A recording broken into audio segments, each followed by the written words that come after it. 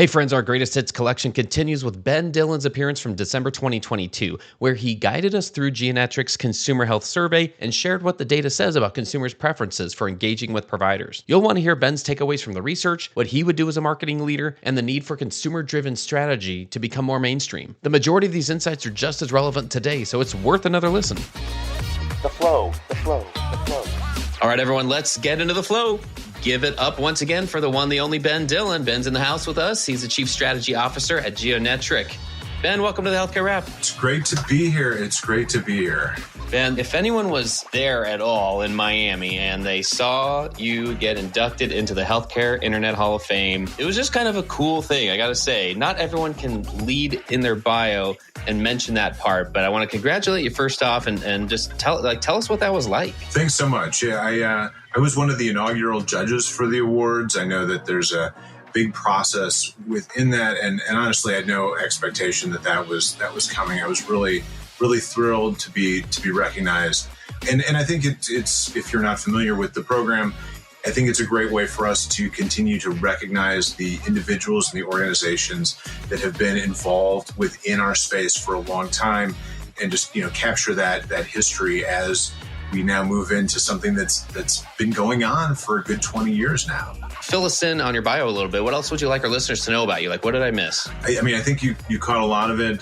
Certainly, I've had the pleasure of being with Geonetric now for, I guess, 23 years now in a lot of different roles there, and been very privileged to work within that organization for a long time. And I've had lots of other industry outreach. I was on the SHSMD board for a long time, including having been SHSMD president. I'm on the eHealthcare Strategy and Trends Editorial Advisory Board. I think it's important that all throughout that we're giving back to the industry, and we're helping to support the organizations that bring us together and help level all of us up. And I've been really fortunate to have some great opportunities to do that and continue to do that.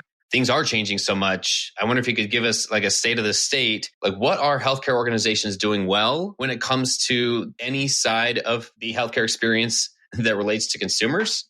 And then where do they still face challenges? Well, it's certainly been a really interesting couple of years as we think about all of this stuff. It's still required, I think, to mention the pandemic a couple of times during any conversation. But, I do think that the pandemic was something of a watershed moment for all this stuff.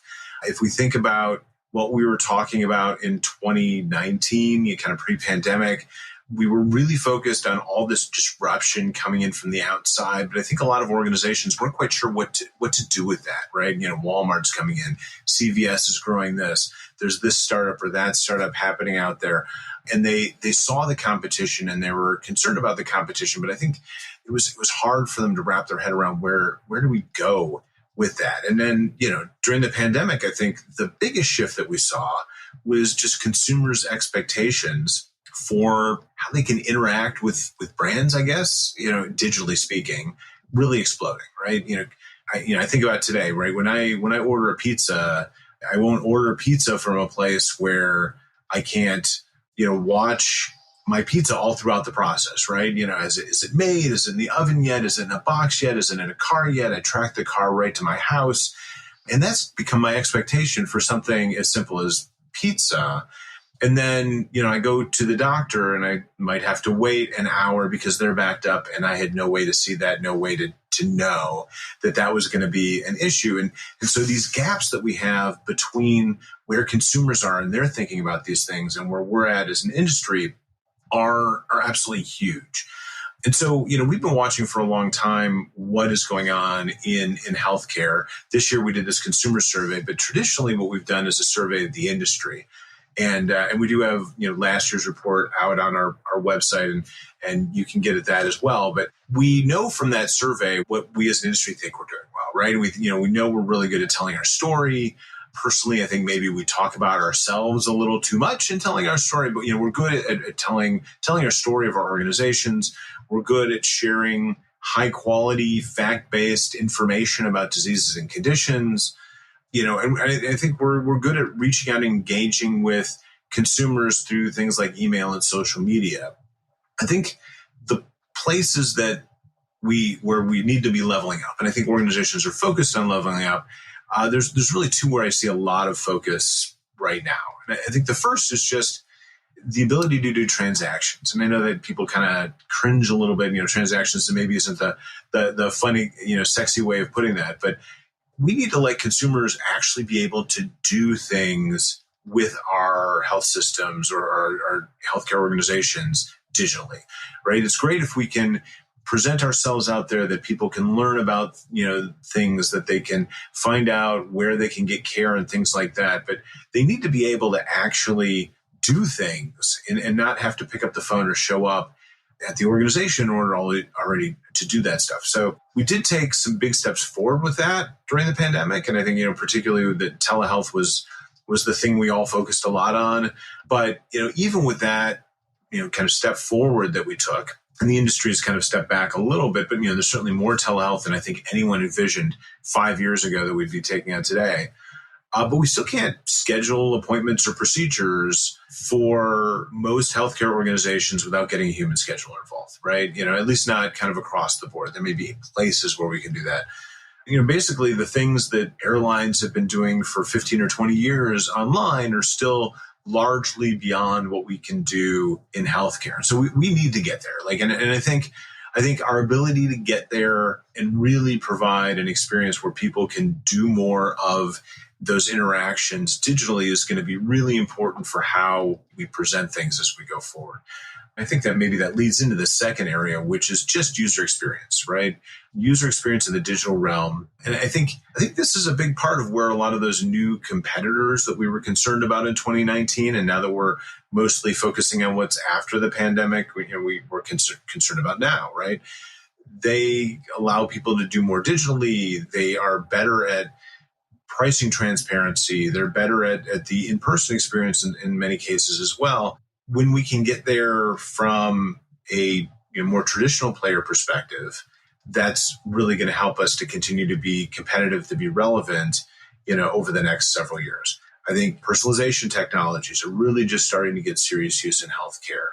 And I think they have the potential to change things in a big way. I mean, to be fair, there's a lot of tools that many healthcare organizations already have that they're just not maximizing the use of, right? I think there's a lot of CRM systems out there.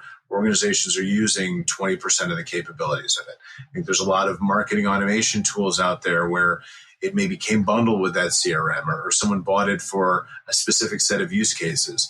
There are lots and lots of other things they can do that they're not doing there. So I think, this is going to be the next couple of years, I guess, are going to be the years of user experience, I think, in the digital realm, and really looking at how we go from the place we are to creating some engaging experiences with consumers that are competitive differentiators instead of just good enough. I'm looking forward to fast forwarding these next couple of years and getting to that point, like as soon as we can. And having talked about this as a competitive difference, like you were just saying, that's not the common language right now. And it's interesting to me. I love, like, pizza was the perfect example, right? On the transactional side. I don't remember prior to the pandemic hearing people compare parts of our lives in healthcare to other parts and just saying, see, it's simple there. Like, that conversation is happening more and more now. And it's encouraging. It's also a challenge because not everyone is at that same spot where they're ready to make that transition. And I think along those lines, I mean, that's kind of a perfect way to set up the consumer research that you just mentioned. I'd love to go through this a little bit. So you mentioned this was some research about preferences and perceptions of healthcare consumers, specifically related to their use of technology throughout that journey. So maybe we can start with some of the basics, like how that research was conducted and how many respondents and that kind of thing. We want to walk us through that, and then we can dive into some takeaways. Absolutely. As I mentioned, we've traditionally done a survey asking people who work in health systems and agencies and vendors and folks like that, kind of what they see as important in this digital realm. And this year we took a step back and we looked at these big trends that I've already talked about a little bit, right? More competition. We saw some evidence that there's been some degradation in patient loyalty, just all the changes that came through the pandemic itself, and saying, you know what, we're hearing a lot at the conferences, all these other places where we're engaging with other folks. We're hearing from the health systems kind of what they see as the priorities and where they see this stuff going. We heard from a lot of agencies and vendors and honestly folks like us giving their thoughts on where this stuff was going. What we weren't hearing enough about was what is the consumer perspective on this stuff. And so we wanted to close that gap to a large extent. Right. So we did an online survey, as one does. In the end, we had 601 responses in that final data. And we were looking at the consumer perspective. We walked them through a typical consumer healthcare journey. And at each stage, we asked them how they want to engage with the healthcare system. And we mean that in the broadest possible sense. And then we took some of those stages and jumped in and dug in some more detail about how consumers are making decisions about their care, why they're leaving current providers to go elsewhere. We wanted a sense, really from a trust perspective, how they saw kind of their local care options, the traditional care options that they've been working with in the past, and how that compares to some of these new players that we're looking at and we've been concerned about as an industry. And honestly, they're back on their pathway and their growth trajectories now after the pandemic as well. You want to talk us through some of the key takeaways? Let's just dive in. Sure. First and foremost, we always try to look at different segments of the audience. And we do that when we've done our industry survey. We certainly did that here. It's really important to realize that we can look at the universe of health consumers as a unit, but they're not all the same. And so we did start by putting a bunch of questions in there to try and see where behavior might be different around some things that we could grab onto and define. And we did see some real variation around things like age groups, maybe not surprisingly. But even more than that, the thing that we kind of grabbed onto in a big way was people's propensity to adopt new technology, right? We have early tech adopters, and we look at how they behave. And early tech adopters are very, very different in the way they engage with all this stuff than late tech adopters. And there's some correlation there to age. It's not exactly the same, but I think we kind of looked at what are some ways that we can think about this group in different ways to try to segment some things out. And that ended up being one that really kind of jumped out of the data as we were doing analysis to just see some different behavioral patterns there. Early tech adopters are much more likely to change providers than more traditional late adopters of technology. They use a lot more tools as they're searching for care and researching conditions and things like that, right? Including things like social media and, voice search and things like that. And honestly, they're much more likely to try some of these new care options that are available out there. So, if there's a startup or, if Amazon's getting into this stuff or things like that, not everyone is jumping into that, but there are certainly segments of that audience that are, hey, I'm willing to try this. I'm willing to be a guinea pig. I'm willing to be an early adopter of this stuff and see how it works. And if it doesn't work, they're okay moving to something else because that's kind of the way they function. So we did see some real differences just based on who are the early movers and who are the late movers. Another thing that really was something we were trying to explore within this, because we've seen some evidence through, research that, client and partners have done and some other folks, we were really looking at patient loyalty. And, I think patient loyalty, even pre-pandemic, was something that we maybe gave a little too much credibility to be honest. I think it was never as strong as a lot of us maybe believed in that world where, you get a patient with that new mover campaign and they're yours until they leave. Like that was never really quite the real situation that you saw out there. But I think it was on the downturn going into the pandemic and during the pandemic with the cancellations and the challenges rescheduling and just all of the chaos and need for healthcare over those couple of years there. I think it's really taken a pretty steep dive. And what we saw was 44% of respondents across the board saw a new provider in the last 2 years. And, that's not all maybe loyalty issues. Sometimes they have a new health issue or something like that, but it is a lot of movement. And again, our early adopters were somewhere north of 50%. So for some groups, it was significantly higher than that. But we did see a lot of movement, a lot of people willing to explore and use different care options they had before. And that just felt different than what we've seen in the past. So we, as we dig into that, what's important when consumers are selecting care. And honestly, like one of the top surprises to me is having a previous relationship with a provider was in the bottom half of the selection criteria importance that people gave us back. And that was true across most of the different groups that, no matter how we cut the data, it's certainly below things like, hey, do they take my insurance, right? That maybe makes sense to us, or do they even have appointments available? Like that makes sense. But it fell below things like, convenience factors. Are they easy to get to? Or, like there were a lot of things that were really kind of convenience things. They were below all that stuff. They were below things like pricing transparency. So certainly there is some importance still in that patient-provider relationship, but it is way down the list. And if you're more convenient, like you have an opening there that's pretty big.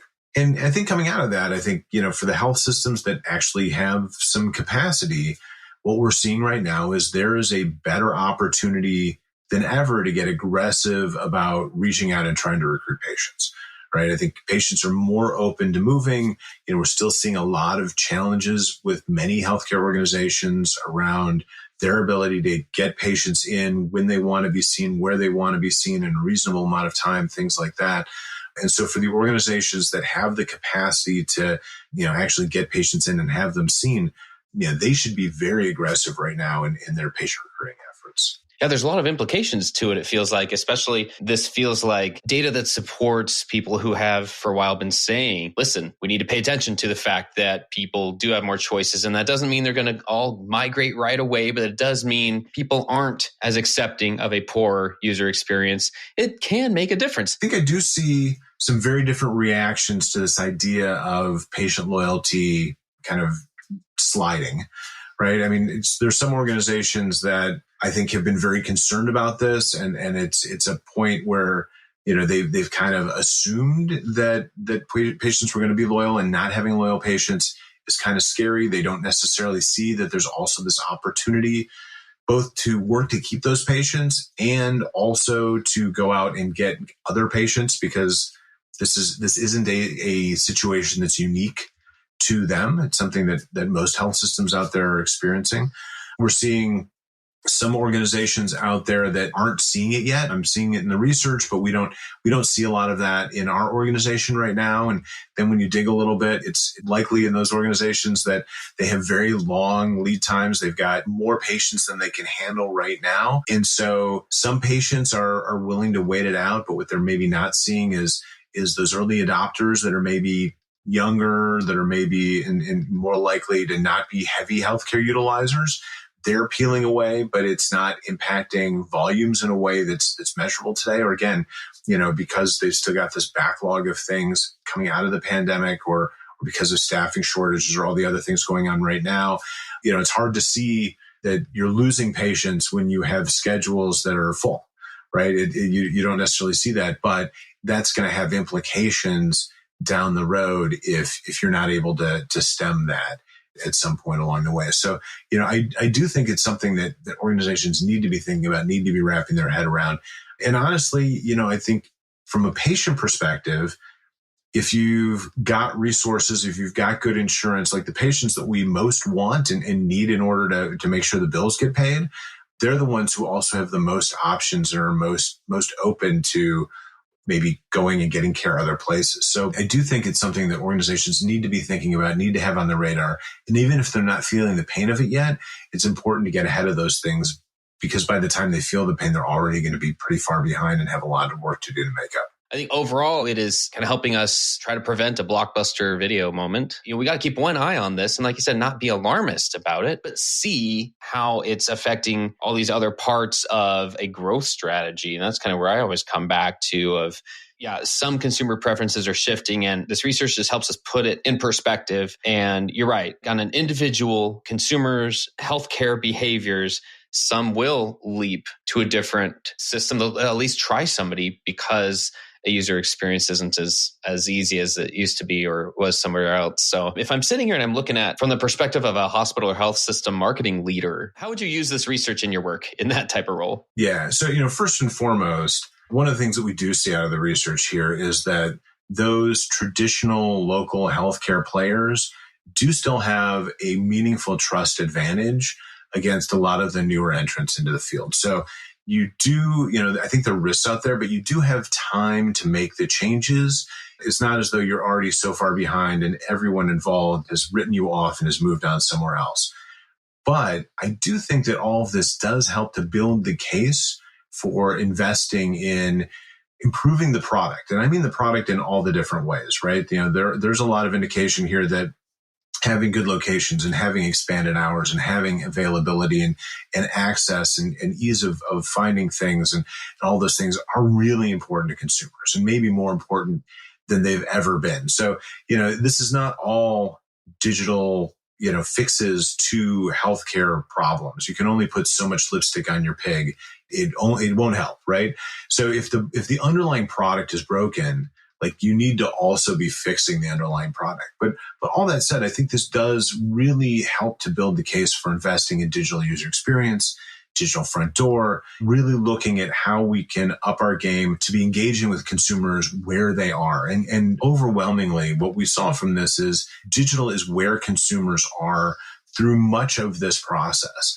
And even if most of the care that you deliver is delivered when people walk in the door and are physically in one of your facilities, there's so much more to their journey and their interaction with you that happens outside of that door than happens inside the room. So I do think this is great for helping to build that case using consumer data for what's going on out there. I do think that this is also great information about how to meet consumers where they are today and where they want to be engaging with us. I think a great example of this is texting, right? We hear from different organizations, hey, I want to get into this platform or that platform. I want to do this or that. So many organizations are still not really using texting to the extent that it should be, right?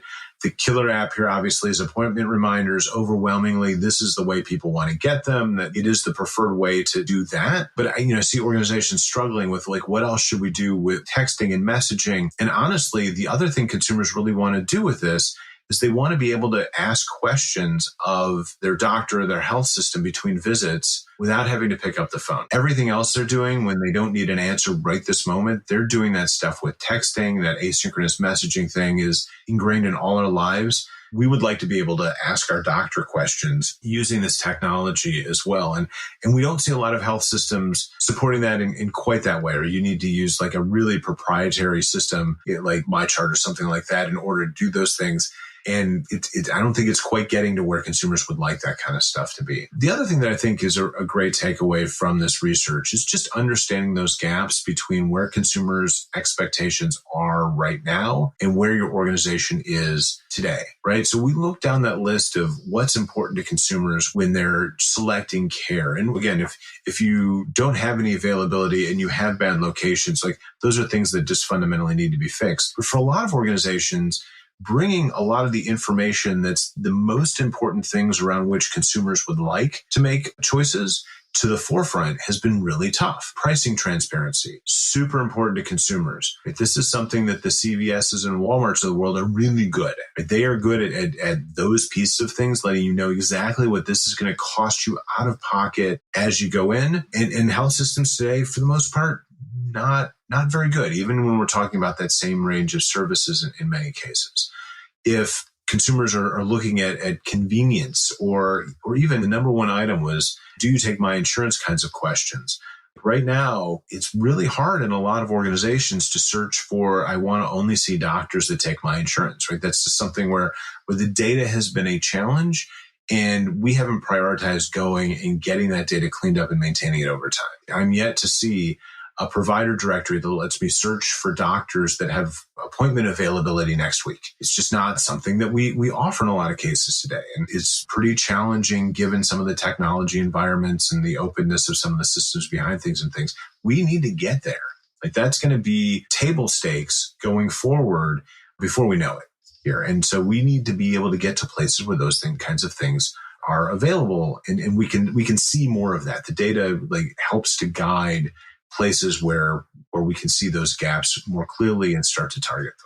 What kind of progress do you hope we can see with consumer health? So you talk about a lot of the different trends, a lot of the very tactical pieces of that. I loved you focusing on scheduling because there is still so much work to be done there. And it is not easy, or else we would have gotten there already. So there's one piece. But what kind of progress do you personally hope that we can see with consumer health in, say, the next 24 months? You and I go to a lot more healthcare conferences than I think the average person in provider organization out there.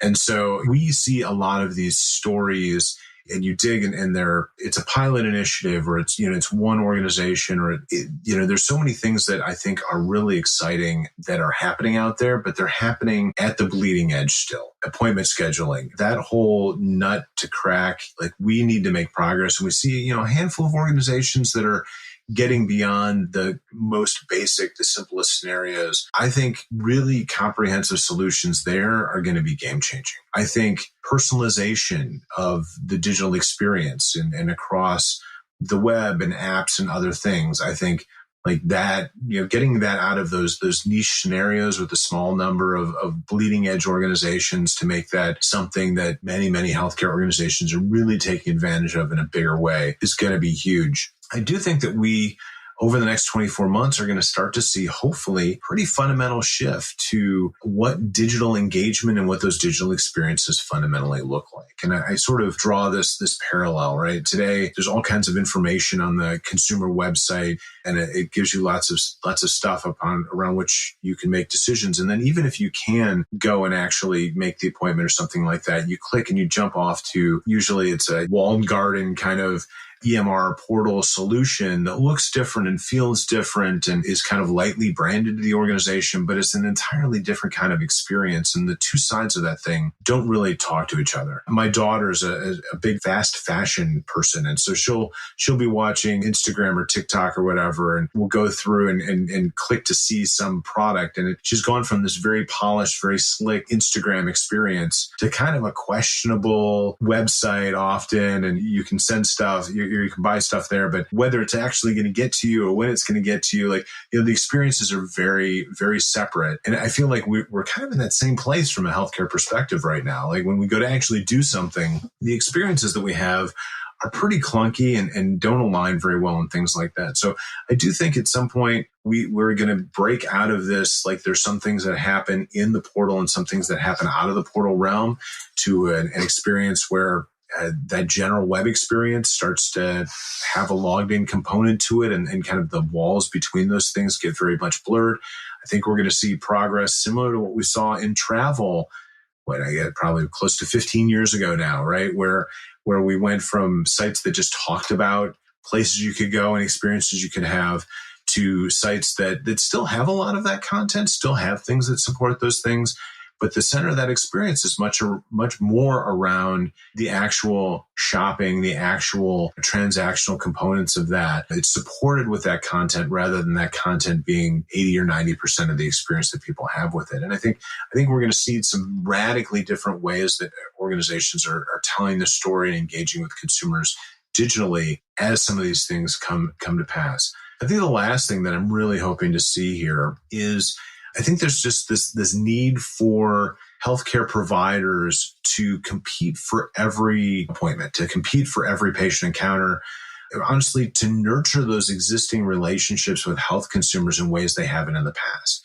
Again, this idea that we need to focus really, really hard on initial patient acquisition, and then we can move on to acquiring the next patient is becoming a more and more dated concept, and focusing not just on new patient acquisition, but really building those relationships and engaging and working with people who have been patients in the past is going to be really critical, I think, to health systems being successful over time. Otherwise, you're going to turn into a very transactional kind of operation. I'm going to come in, I'm going to see you for something, and I have no real expectation that you're going to be the next place I go for care.